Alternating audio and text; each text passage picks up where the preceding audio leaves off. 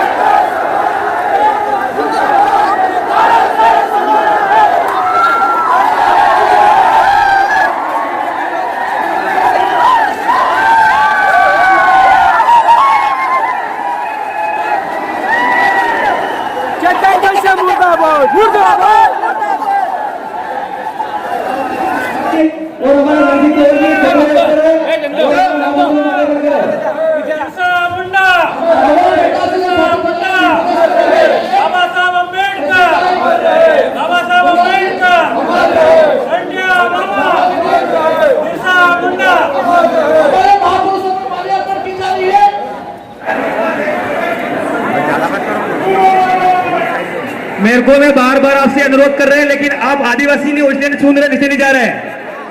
आदिवासी खून का कब से नीचे चले जाते हैं जो जितने खड़े हैं यहाँ पर। मैं कब से बार बार अनुरोध कर रहा, लेकिन आप आदिवासी नहीं उछले नीचे नहीं जा रहे हो। मेरे को लग रहा है आप सुनने वाले मिक्से वाले ही हो। और उसके बाद आपने हमारी जमीन छीनना चालू करी। क्या ये सही है? क्या ये सही है? हमारे लोग बरसों से उस जमीन की सुरक्षा करते आए। हमारे आदिवासी समाज ने उतनी ही जमीन ली जितनी उनको आवश्यकता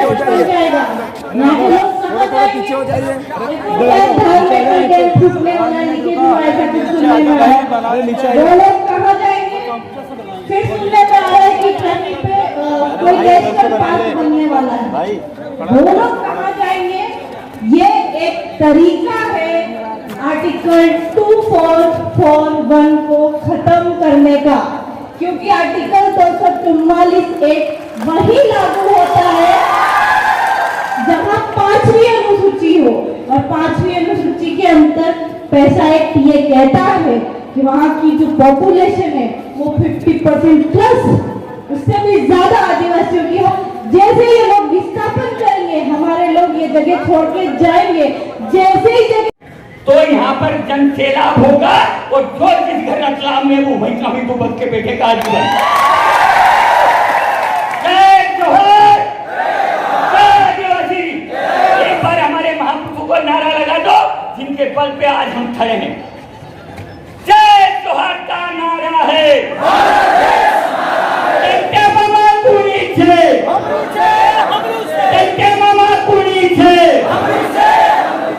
अरे भाई वोट दे, बिरसा मुंडा कौन है? बिरसा मुंडा कौन है? रानी दुर्गावती कौन है? रानी दुर्गावती कौन है? हमारी है, वह जमीन हम किसी को नहीं देंगे, सिवाय हमारे लोग वहाँ पे खेती करते हैं, हमारे लोग उसी से उसी अनाज उठाते हैं, उसी से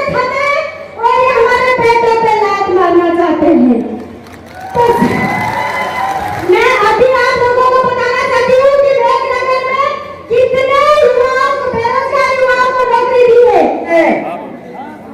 साथियों, मध्य प्रदेश के अंदर सबसे ज्यादा आदिवासी रहता है। अभी लोकेश भाई ने, सीमा दीदी ने, डॉक्टर आनंद भाई साहब ने, सबने आपको बताया आईपीसी सीआरपीसी की धाराएं आप पे लागू नहीं हो रही, सुप्रीम कोर्ट जजमेंट के हिसाब से आप सारे गुणमानी को, उसके बाद भी ये लोग कैसे अपने काम आगे बढ़ा लेते हैं? इसका एकमात्र कारण मेरे भाइयों, आप लोग जो आज आपकी जमीन छीन रहे हैं, ये आपके एक एक वोट के, कहते हैं ना बूंद बूंद से गला भरता है, ये आपके एक एक वोट से बन करके सत्ता में जाते हैं और आपके ऊपर दमन और शोषण करते हैं मेरे भाइयों। इन लोगों को संविधान में एक बात और लिखी है आपके लिए कि आपका रियल रिप्रेजेंटेटिव ही विधानसभा और लोकसभा में जाना चाहिए। ये जो चाह रहे हैं ना, जो जमीन छीन रहे हैं, ये नॉमिनेटेड है, इनको आपने सिर्फ वोट दिया है, आपने सिलेक्शन किया क्या? आज तक आपने नेता को चुना क्या? आपको सिर्फ वोट देने का अधिकार है। मेरे भाइयों, मैं आपको मीडिया से आपसे अनुरोध था, पीछे जाइए। हमारे बीच में पीएम साहब बता चुके हैं, विनोद भाई आप थोड़ा दूर हो जाइए, पीछे पीछे आप सब लोग यहाँ से साइड हो जाइए। चंदू भाई आप भी नीचे चले जाएं। सब लोग नीचे चले जाएं। यदि आपको बात सब आप नीचे चले जाएं। भाई दादा देख, ये सब चले जाएं। एक बार हमारे बीच में कलेक्टर महोदय पहुंच चुके हैं, सब ताली बजा के इनका स्वागत करेंगे। और शांति प्रिय थोड़ा सा पत्रकार महोदय भी थोड़ा सा दूरी बना कर रखें, ताकि हमारे लोग भी सुने कि कलेक्टर महोदय साहब हमारे को क्या जवाब दे रहे हैं। सेक्शन 7 एबीसी में फॉरेन जुडिशन एक्ट 1947 के वैलिडिटी एक्ट ऑफ डन के अनुरूप भारत की रिपोर्ट आई है जनजाति की, उसमें लिखा है कि हमको भी समझ नहीं आ रहा है कि जनजाति जो समुदाय है उस पर कौन सा मतलब कानून अप्लाई हो रहा है। क्यों? क्योंकि इस देश में दो जनता है। आपका 5 जनवरी 2011 के जजमेंट में कहा है कि इस देश में दो जनता, एक साधारण है, एक असाधारण है। आपका गजट जो निकलता है वो तो असाधारण निकलता है, और तो इस देश में देशज हैं और एक असाधारण जनता है। और उसमें कहा है कि आदिवासी स्पेशल कहा है महोदय कि आदिवासी समुदाय इस देश का जो है रियल ओनर है, और 98 जो है उसमें स्पेशल शब्दों में आक्रमणकारी और अप्रवासी शब्द उपयोग किया है। उन्होंने मार्कंडे काटजू ने यह भी कहा है कि इनकी इज्जत की जाए, इनकी संरक्षण किया जाए। कहकर मिलाया गया कि आदिवासी अभी शासन चलाने के काबिल नहीं है। 10 सालों के लिए आप हमें अनुच्छेद 334